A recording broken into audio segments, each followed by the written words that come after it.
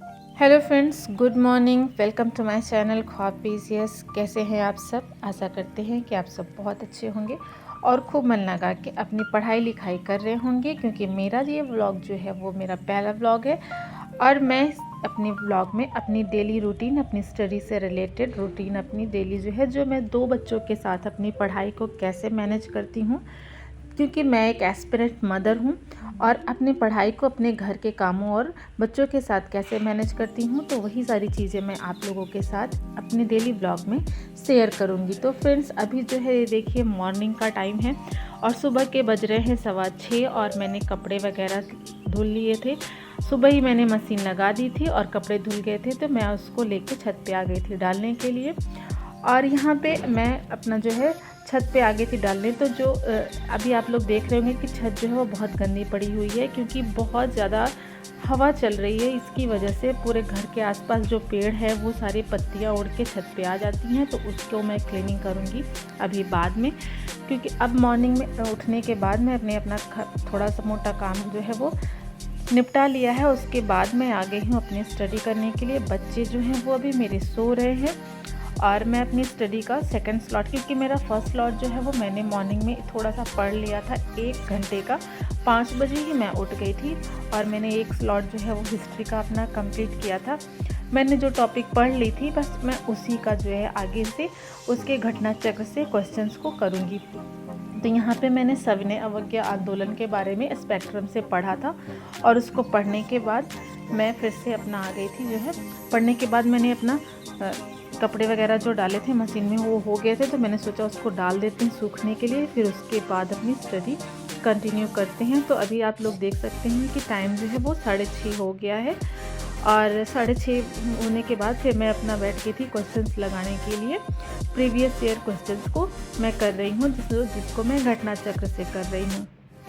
तो फ्रेंड्स, आप लोग भी अपनी जो भी पढ़ाई कर रहे हैं उसको अपने मन से, लगन से करिए। देखिए, हम लोग जो भी हाउसवाइफ हैं, जो भी मेरी ये वीडियो जो हाउसवाइफ अगर देख रही हैं और जो मदर हैं वो देख रही हैं, अगर आप ये सोचिए कि हम एक माँ बन गए हैं या फिर हाउसवाइफ हैं, घर के इतने सारे काम होते हैं, अब हम पढ़ाई को कैसे करेंगे, अपने सपनों को कैसे पूरा करेंगे, हमसे तो होगा नहीं, हम नहीं कर सकते हैं। तो ऐसा सोचना बिल्कुल गलत है। कभी भी अपने सपनों को आप दबा के मत बैठिए। कोई भी सिचुएशन हो, कैसी भी सिचुएशन हो, आपको अपने सपने अगर पूरे करने हैं तो आप उस पर काम करना स्टार्ट करिए। देखिए, कभी भी टाइम का वेट मत करिए कि हाँ, हमें जब टाइम बहुत अच्छा आएगा या मुझे बहुत अच्छे से टाइम मिलेगा, मैं फैमिली के साथ रहती हूँ, बहुत से लोग रहते हैं, मैं कैसे पढ़ाई करूँ। तो ये नहीं सोचना है। आपको जितना भी टाइम मिलता है, देखिए आप फैमिली के साथ भी रहते हैं ना, तो भी आपका टाइम जो है वो फालतू का बहुत ज़्यादा जाता है। आप जॉइंट फैमिली में रहते हो तो लोगों के साथ बातें करना, ठीक है, उनके साथ बैठ जाना, कोई घर में आ गया तो उनके साथ बैठ जाना। हाँ, पता है कि ऐसा होता है कि आप नहीं कर सकते हो, लोग बातें भी बनाने लगते हैं कि अगर ना बैठो साथ में तो। लेकिन अब क्या करना है, लोगों की बातों को ध्यान में नहीं रखना है।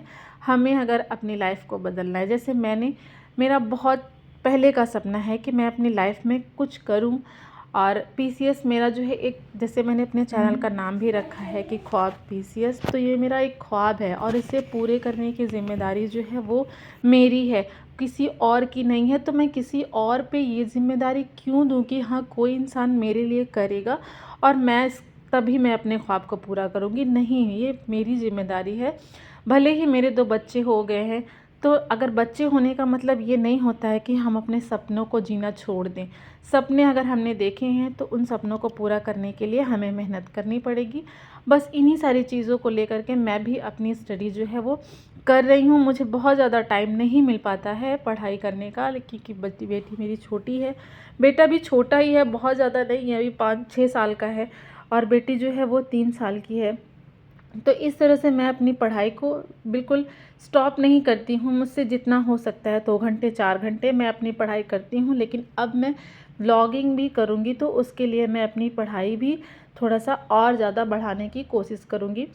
हाँ, कभी हर टाइम एक तरीके नहीं होता है, लेकिन मैं ज़रूर कोशिश करूँगी कि हाँ, मैं ज़्यादा से ज़्यादा टाइम अपनी स्टडी को दे पाऊँ। और आप लोग भी यही कोशिश करिए, जितना टाइम आप निकाल सकते हैं फालतू की चीज़ों से, जैसे कि मोबाइल में रील्स देखना, इंस्टाग्राम चलाना, ये सारी चीज़ें बंद करनी पड़ेगी। अगर आपने सोचा है अपनी लाइफ में कुछ करने के लिए, ज़्यादा टाइम मोबाइल को मत दीजिए। जो भी टाइम आपको मिलता है उसमें आप मोबाइल लेके बैठ जाती हैं, तो वो चीज़ें छोड़ दीजिए। जो भी आपको टाइम मिले, जब आप काम से फ्री हो या बच्चों से फ्री हो, बच्चे स्कूल चले जाएं या बेबी जब सो रहा हो, जिनके छोटे बच्चे हैं, आप उस टाइम पे अपनी पढ़ाई करिए। तो मेरा जो आज का ये रूटीन है कि मेरे बच्चे जो उठ गए थे तो मैंने उनको नाश्ता वगैरह करा दिया। उसके बाद घर के सारे काम करने के बाद जो है झाड़ू पोछा वगैरह किया। उसके बाद मैंने किचन साफ़ की, किचन क्लीनिंग की, बहुत ज़्यादा बर्तन वगैरह निकल गया था। फिर मैंने उसको धुला। उसके बाद धुलाई वुलाई करने के बाद, सारा काम फिनिश करने के बाद, हम लोग थोड़ा सा, आज मुझे मार्केट में काम था तो फिर हम लोग निकल गए थे थोड़ा सा शॉपिंग करने के लिए मार्केट। और जैसे कि आप लोग को मेरे ब्लॉग से ही लग गया होगा कि मैं गांव में ही रहती हूं और गांव में ही रह के मैं अपनी पढ़ाई कर रही हूं। और इसी तरह से मैं अपनी डेली की रूटीन जो है वो आप लोगों के साथ शेयर करूंगी। आई होप आपको मेरी ये वीडियो अच्छी लगी होगी, और अगर थोड़ी सी भी अच्छी लगी हो तो प्लीज़ मेरे चैनल को सब्सक्राइब कर लीजिएगा और मेरी वीडियो को लाइक कर दीजिएगा। मिलते हैं आपसे नेक्स्ट वीडियो में, तब तक के लिए बाय।